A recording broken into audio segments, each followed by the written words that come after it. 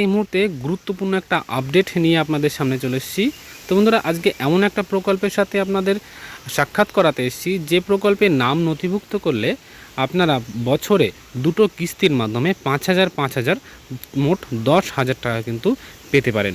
তো বন্ধুরা, প্রকল্পটা কিভাবে আবেদন করবেন, কারা কারা আবেদন করতে পারবেন, এর কি ক্রাইটেরিয়া ডকুমেন্টারি লাগবে, সমস্ত বিষয় আজকে এই ভিডিওর মাধ্যমে বলবো। তো ভিডিওটা সম্পূর্ণ দেখবেন এবং চ্যানেলে নতুন হলে চ্যানেলটা সাবস্ক্রাইব করবেন। তো বন্ধুরা, দেখতে পাচ্ছেন আরও একটি প্রকল্পে রাজ্যবাসীকে 5,000 টাকা পাবে। পশ্চিমবঙ্গ সরকার অনেক কল্যাণমূলক প্রকল্প চালু করেছে। তো আজকে যে প্রকল্পটা আপনাদের সামনে নিয়ে এসেছি, প্রকল্পটার নাম হলো সমুদ্র সাথী স্কিম। পশ্চিমবঙ্গ সরকার কর্তৃক চালু করা এই কল্যাণমূলক প্রকল্পের তালিকায় সবচেয়ে নতুন একটা সংযোজন। মানে এই প্রকল্পটা কিন্তু রিসেন্টলি যে বাজেট পেশ হয়েছে সেই বাজেটেই কিন্তু এই প্রকল্পটা কিন্তু সংযোজন করা হয়েছে। এই প্রকল্পে টাকা পাবে দুটো কিস্তির মাধ্যমে 5,000 টোটাল 10,000 টাকা কিন্তু প্রতি বছর পাবে। কি সুবিধা আছে একটু দেখে নিন। সমুদ্র সাথী প্রকল্পের সুবিধা কি? সমুদ্র সাথী প্রকল্পের আবেদনকারীরা অনেকে সুবিধা পাবেন এবং সমুদ্র সাথী স্কিম দ্বারা প্রদত্ত যে সুবিধাগুলো এগুলো নিচে দেওয়া হলো, একটু দেখে নিন। তো বন্ধুরা, 2 মাসের জন্য আবেদনকারী ব্যাংক অ্যাকাউন্টে 5,000 টাকা করে কিন্তু তারা পাবে। প্রতিটি আবেদনকারীকে মোট পিএফ হিসাবে 10,000 টাকা বরাদ্দ করা হবে শুধুমাত্র নিবন্ধন জেলার সুবিধা দেওয়া। মানে এখানে কিছু জেলা এখানে ভাগ করে দেওয়া আছে, যে জেলাগুলো এই সুবিধাগুলো পেতে পারে। বিষয়টা পুরো না শুনলে আপনারা কিন্তু বুঝতে পারবেন না, তো ভিডিওটা সম্পূর্ণ দেখবেন। সরাসরি ব্যাংকের অ্যাকাউন্টে কিন্তু আপনাদের টাকাটা ঢুকবে।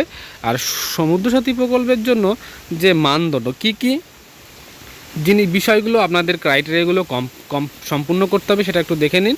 আবেদনকারীকে একজন পশ্চিমবঙ্গের স্থায়ী বাসিন্দা হতে হবে। পেশাগতভাবে অবশ্যই একজন নির্বন্ধ মৎস্যজীবী হতে হবে, অর্থাৎ একজন মৎস্যজীবী হলেই তবে আপনি কিন্তু এই ফর্ম ফিল আপটা করতে পারবেন।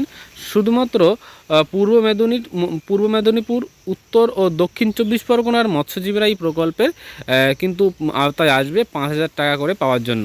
ঠিক আছে, বছরে 2 মাস কিন্তু এই আর্থিক সুবিধা কিন্তু দেওয়া হবে।